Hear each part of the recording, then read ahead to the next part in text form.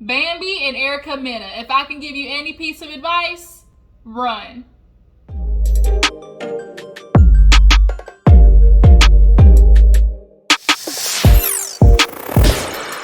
Hey you guys, what's up? Your girl G here. Welcome back to my channel. We're going to do a quick little review of Love and Hip Hop Atlanta, you guys. I know I haven't been talking about it that much.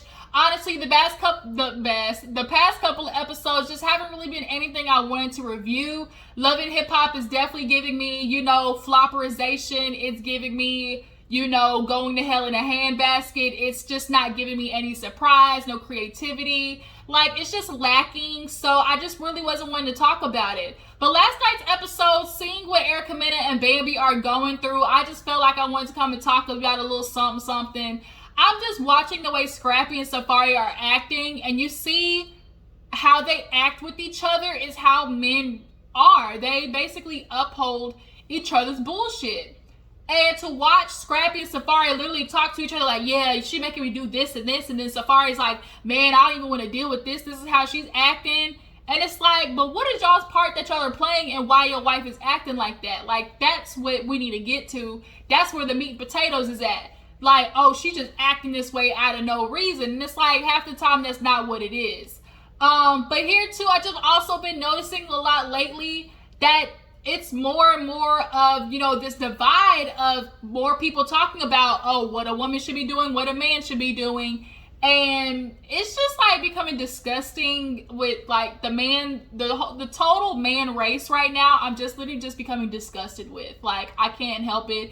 Every time I see a heterosexual male and the way he talks about a female, like, I'm just like, ugh, that's literally all I can think. Like, I just, ugh. Like, that's all I can say. But nonetheless, you guys, let's go ahead and get into Love and Hip Hop Atlanta. If you're new to my channel, I appreciate you for tuning in. Go ahead and hit that subscribe button, become a member of the Juicebox crew. Everybody else, you know what to do. Go ahead and hit that like button, drop it in the comments and tell me how you feel about the episode, okay?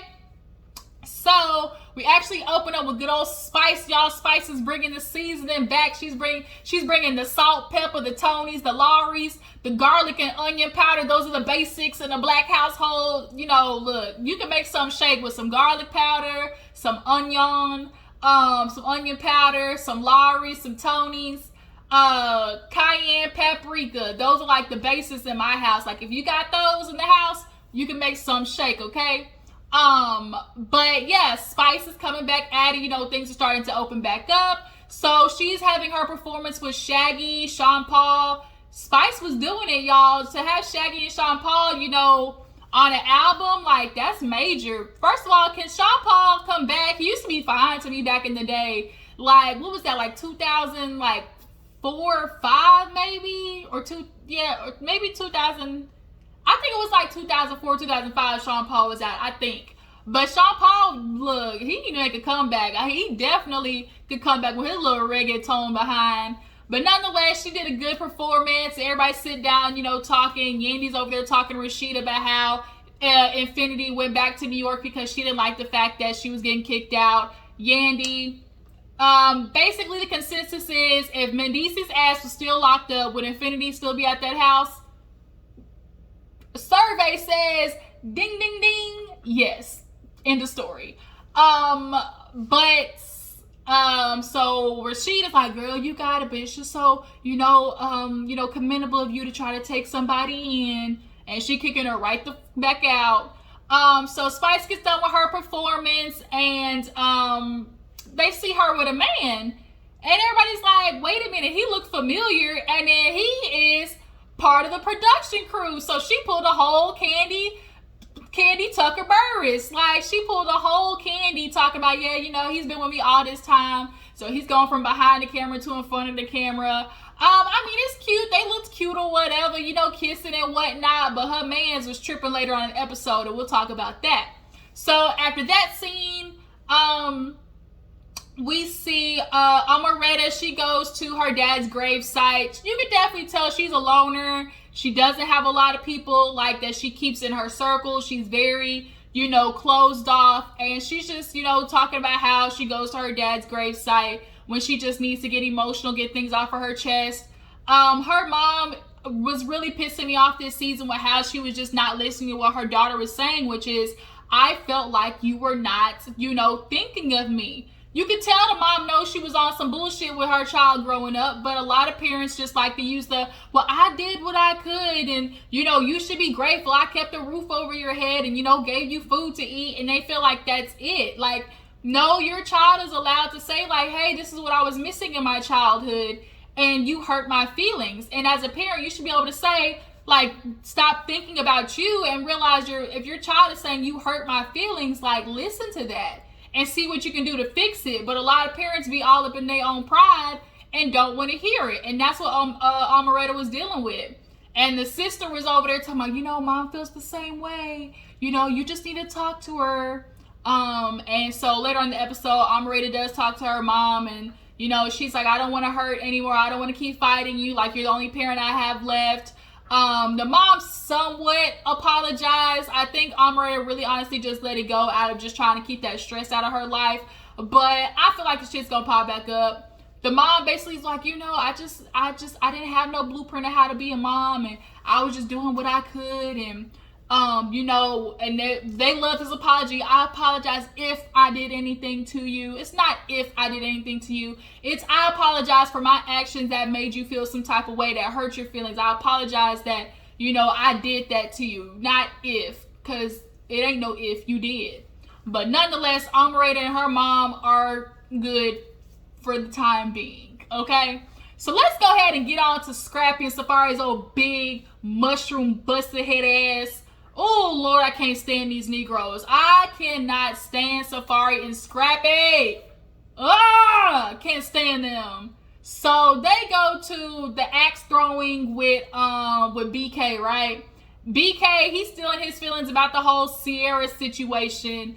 You can definitely tell. You can tell he is ass hurt, okay? But nonetheless, Scrappy and Safari come over and they just start bitching about how, oh my God, our wives are tripping. She telling me like you ain't picking this up. Like I'm holding one thing and she's telling me pick this up too.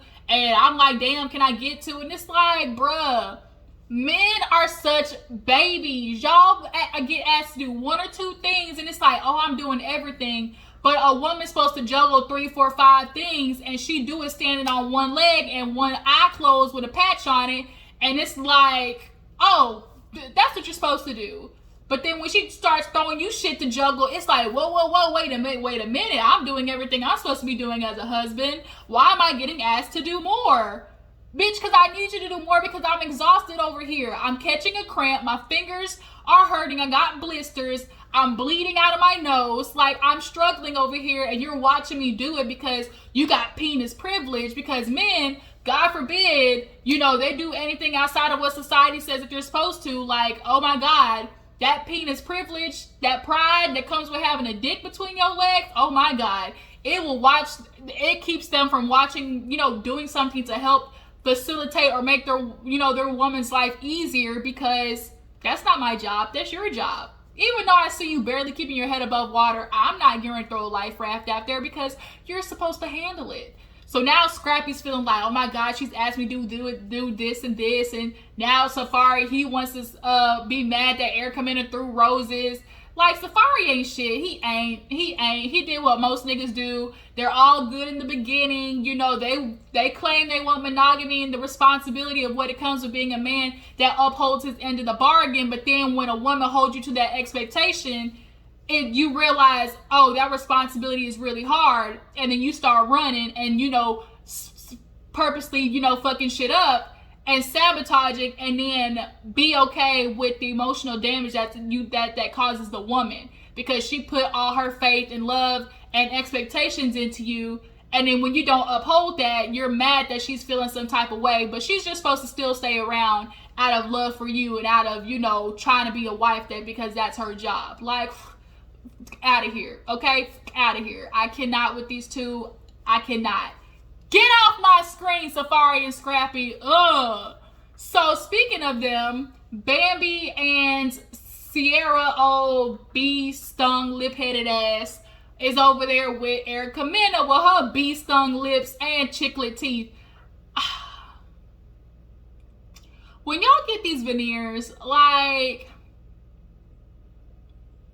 do y'all get like a preview Do y'all get like maybe like a pamphlet that says, you know, I want them to look like this? You know, like how the barbershop wall, they got the different types of, you know, the different pictures and stuff. Like, is that y'all go down on the wall and say, this is what I want my teeth to look like? Because, girl, Erica Mena, your teeth are a good 3 centimeters too big. I'm sorry, they just are.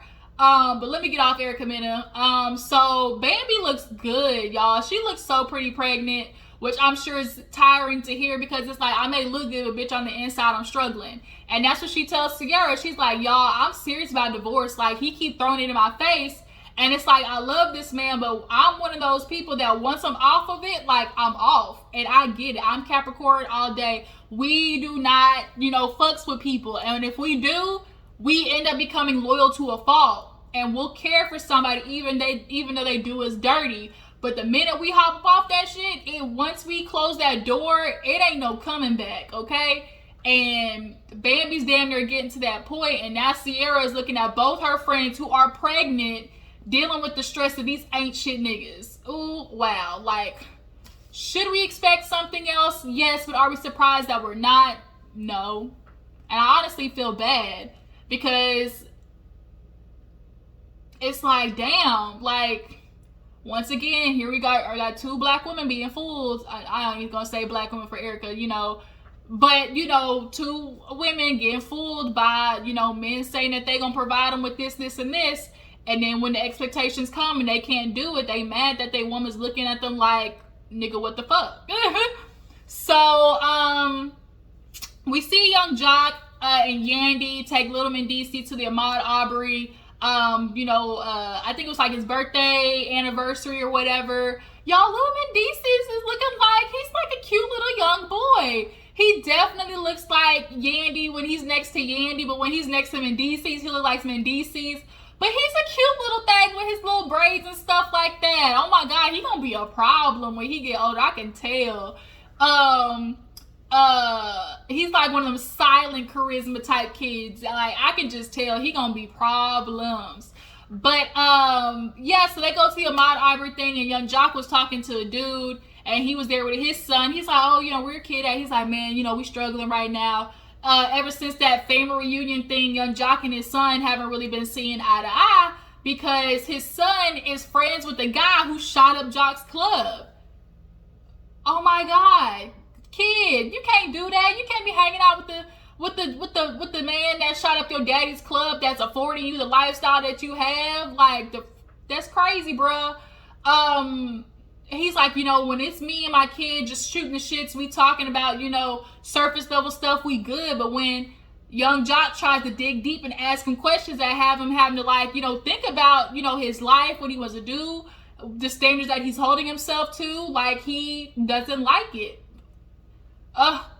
The pressures of raising a black man in America, and then pressure of raising a son, the pressure of raising a son in general, like, boys go through this hard-headed phase. Not saying that, like, girls don't, but there's just a difference when, like, a boy, he feel like he a man, but really realizing, like, he ain't. And right now, Young Jock's son is feeling like, you could tell he lost, and he's mad trying to figure it out. Like, that's all it is. And, like, he don't like the fact that he's being told that you're not doing what you're supposed to be doing. Nobody likes hearing it, but men of all people don't like hearing that they're not doing what they're not supposed to be doing. So, Sierra's actually throwing Erica Mena and Bambi like a little cute little baby shower and stuff like that. So later on in the episode, we're going to watch that go straight to hell. But we see Scrappy go over to Bambi and, you know, talk to her because they haven't spoken since the last, you know, D-Day word been thrown out there. And Bambi's like, we need to talk. Like, Scrappy, it seems like you're not hearing me. I'm not supposed to be picking up the baby. I'm not supposed to be, you know, lifting up extra weight. Yeah, I told you not to. And it's like, well, you can't tell me not to and then leave the house and then expect me not to. Like, if you're leaving here by myself, I have to do this stuff.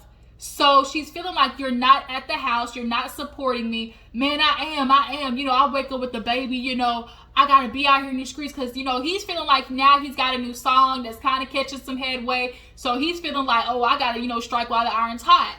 Cool. Do that. But If you love your wife, you'll figure out a way to do it from Atlanta. You ain't gotta run to Miami. Cut the shit out talking about, oh, my label in Miami. No, you don't have, there's plenty of studios in Atlanta. There's plenty of places that you can record or write. You just don't want to do it. Just say that, Scrappy. You just don't want to. So you can up and run to Miami for a whole weekend and then come back and then sleep off all your whole Miami party week and then be confused that your wife is upset because when you got home, you're not giving her a break. Like, man, you got to understand, your woman needs a break. She needs a break. Yes, us women handle the stress better than you guys can, which is why you feel like what we do is so easy, and it's never until the woman's gone that you realize, oh shit, this is hard. But Bambi's like, it's like you're not hearing me. Well, I be doing this, you know. You want to discount everything I'm doing for you. You know what we really need to talk about is, you know, how about this shop? Like, how'd you get this shop? And she like, nigga, don't play me. She like, do not go there. She said, I had money when I met your ass. Like, she's like, I didn't bring no seat to the table, nigga. I brought the table with the chairs, the vase, the candle, you know, on top of it. I brought the fork, spoon, the napkin. I brought the whole table, and you trying to shake my up, and I ain't letting it happen. She let Scrappy know, don't play me. She's like, when you didn't have money from the lights, your own electricity, and Bambi was paying your light bill, Scrappy, nigga, don't forget. Like, it's so easy how quick men forget that when y'all need something, y'all always go back to the ride or die woman. Y'all go to the woman that's down for you. She paying your motherfucking light bills, and you went to, well, I did stuff for you too. I did stuff for you too. But the point is, you want to be a man. You say you got everything under control. That's all y'all feel y'all got to handle is just the financial part. You can't even handle the financial part. Why the fuck you got to call Bambi to pay your bills, Scrappy? Bruh. Fuck out of here. Fuck out of here. I cannot. Scrappy is getting on my nerves. Oh my gosh. Karate chop his ass, just like karate chop him in the throat is what I want to do. He getting mad that Bambi's like, tell him like I need help and you not helping me and you not assisting me. He really had the nerve to sit there and say, well, I come in at 3 and wake up at 7 with the baby. Well, you coming in at 3 in the morning, didn't nobody tell you to come in at 3. Nobody told you to come in at 3 if you knew you gotta wake up at 7. That's why you stay your ass home. But no, you want to go out there and party and then want to claim it as, oh, I'm out here networking. Nigga, miss me with that. Miss me with that. And then he like, oh, I slept in the baby's room. Everything was all good. So she not going to wake up after that? You just feel like, could you check only one time? That was enough? Okay. Let me get off then because I'm getting upset. I'm getting heated. I don't want to do that today. Whew. Okay, moving on. Jock and his son end up meeting at the basketball court, and Jock is just kind of upset with his son. First of all, he asked his son what's going on with work. He lost the job because he was fighting. So now it's like, okay, what you gonna do now?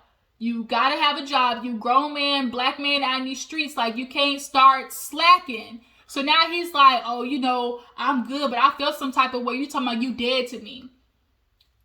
Could Jock have used better words? Yes. So maybe that's where he could have talked to his son and been like, you know what?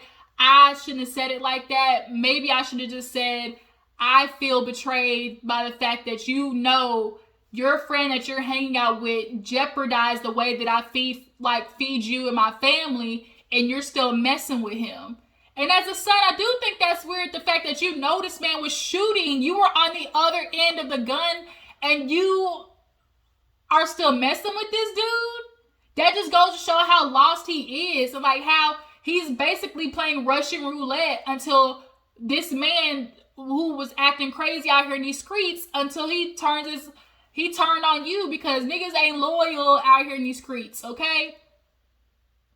And Jock has a right to be concerned. You said, I'm understanding why you frustrated, but you know, I gotta do it on my own time, aka let me be right now and I'm gonna learn the hard way.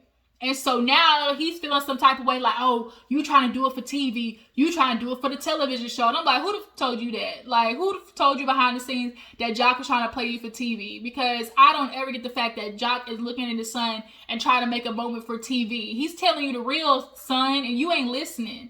But because you feel like you the man. Of course, that's how you feel. Of course, at that age, it's like, let me be, I do what I do. And then, like Jock said, one day you're going to look up and be like, how the f did I get here? You don't want to heed to the advice that your dad, who's lived longer than you, like, you don't want to listen to him. And, like, bruh, hope you live to see the day where it's like, oh, shit, I should have had my shit together when I had time. Like, I should have got it together when I had time to. You're going to wake up 10 years from now and then coming back to your daddy asking for money, asking for this, asking for help, asking for, you know, access to this and that, when you didn't want to take it in the first place. Get it together, little Jock, okay? He flipping his dad off and everything like that. First of all, Jock, you start wearing these skinny jeans, okay? You looking like you're trying to put on a medium, and I'm sure you in an extra large, buddy. Cut it out. So Spice was talking to her man, and he trying to tell her, I don't like you winding. Like I saw on Twitter, don't get with a bad bitch and leave mad when a bad bitch start bad bitching, okay? Y'all be getting with these women, knowing what they do, knowing who they are, and then try to switch up the program like, I don't want you doing that anymore. Like you niggas who get with a stripper and tell her you don't want her going to the club again. Nigga, I met you at the club. Stop it. Stop. Let a bad bitch be a bad bitch, okay? You don't see Jay-Z over there telling Beyonce to cut the shit out, do you? So let Spice handle her crowd, wind it, dirty wind it, you know, shake it up and down, and you stand by her side and support her and let it be what it be. You need to be like the damn meme. That's my woman. I'ma stand beside her. I love her. Okay, I'ma stand beside her. That's what you need to be like. How dare you try to come in there and try to change Spice? Oops. Bye. So last but not least, we get to the baby shower. Rashida and Kirk, they sitting there listening to Scrap, and Safari sit there and whine. And she's like, bruh, I'm not liking what y'all are saying. She's like, you do understand y'all got pregnant wives, right? And both of them had the nerve to be like, man, nah, we ain't using pregnancy as an excuse no more. What? Your woman is carrying a whole life, is responsible for the nurturing of a life inside her stomach, stressing her body out, which is the point that Rashida's trying to make. Y'all it affects what they're going through. Carrying your motherfucking legacy. And y'all don't care about that. Nah, that's not an excuse no more. Man, I was like, Rashida, like, I need to get away with y'all because I'll punch one of y'all in the face. So Rashida and Bambi and Erica Mena, they're all sitting there talking. And Kirk is over there with Safari, and Safari's like, man, I see they over there. They, you know, I don't want to hear it no more. I can already feel the energy. Like, I'm dipping. I'm going to Miami. Even Scrap was like, bro, you gonna go to Miami? Like, you could have sat here and been quiet, but you gonna leave like that? Bro, that's bad. And so Kirk starts talking to Scrappy like, I get it. He's like, you got to understand, you and Bambi, y'all situation is like different. Y'all had babies back to back to back. Like, they didn't have a chance to be husband and wife. She's been pregnant the whole time they've been married. So that does change a lot. And like, if you would just help your wife, I promise you she would repay you. I promise you she would.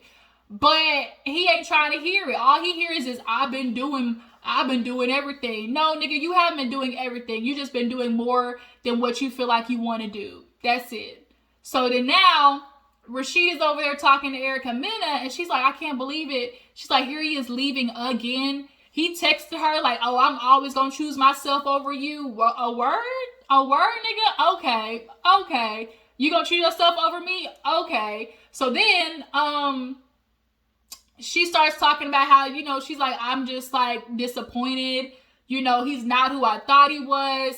I guess I should expect that he's always going to choose Safari over himself. He showed it being all the way in Jamaica while his baby's in the NICU, you know, being in Miami, trying to claim it as work. Like, you niggas ain't shit. You ain't shit. Okay? That needs to be a new song. Niggas ain't shit. No, matter of fact, Doja Cat, go look at ain't shit, go Doja Cat. That's what she said. Listen to your friends when they say niggas ain't shit. Okay? Yeah, Erica Mena's like crying and she's just hurt. And it's like, what can you do? You decided to lay down with this man. And I feel bad because I know I know he sold your ass a dream and you bought into it. And ladies, we gotta stop looking for potential and what it could be and start looking what it is right here and right now. It would save a lot of y'all some pain, y'all. So that's where the episode ended. I definitely, y'all tell me what you feel, what happened down this, down in this episode in the comments. Drop down below. How do you guys feel about Safari and Scrap upholding this damn patriarchal mess? How do you guys feel about Spice being with the producer? He was kind of cute. He was like a little yang. And do you guys think that Bambi really is gonna have, the balls to divorce Scrappy? I don't recall it being in the news, them getting divorced. So, maybe they fixed it, but do you guys think that Bambi should stay with Scrappy? Down in the comments, let me know. I will see you guys at the next upload, and I will catch you. Check my Instagram and my Twitter out. Make sure you go follow my Instagram and Twitter. I will see you guys later. Deuces.